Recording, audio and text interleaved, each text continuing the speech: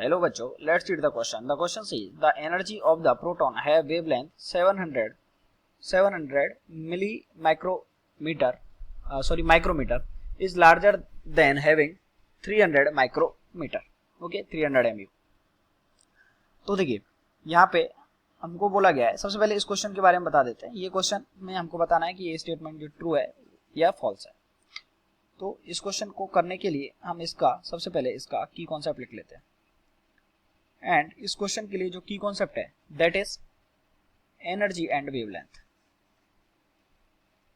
Energy and wavelength, ये इसका की कॉन्सेप्ट है कि जो एनर्जी है वो वेवलेंथ से किस तरीके से रिलेटेड होती है. तो वी नो दैट कि एनर्जी जो होती है it is inversely proportional to H inversely proportional to, या फिर हम सबसे पहले इसका फॉर्मूला लिख लेते हैं. ओके, तो जो एनर्जी का फॉर्मूला है E इक्वल्स टू क्या आ जाएगा, E इक्वल्स टू आ जाएगा Hc अपॉन लैम्बडा. तो यहाँ से बोल सकते हैं कि जो एनर्जी है it is inversely proportional to lambda, यानी कि एनर्जी जो है वेवलेंथ के इनवर्सली प्रोपोर्शनल होती है. तो क्वेश्चन बोला गया है energy of the proton having wavelength 700 micrometre okay is larger than having 300 micrometre. तो ये बोल रहा है कि जो 300 की जो एनर्जी है वो क्या होगी, लेस होगी, और इसकी जो एनर्जी है वो क्या होगी, ज्यादा होगी, मोर होगी. लेकिन वी नो दैट कि जो एनर्जी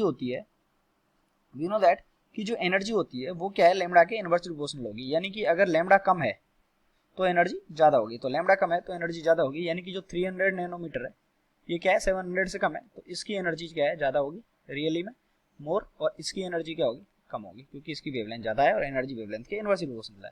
तो ये स्टेटमेंट कैसा हो गया, इसमें बोला गया 700 की एनर्जी 300 से ज्यादा होती है, तो ये स्टेटमेंट कैसा हो गया, फॉल्स हो गया. Hence this statement is false. I hope you understood it well. Best of luck.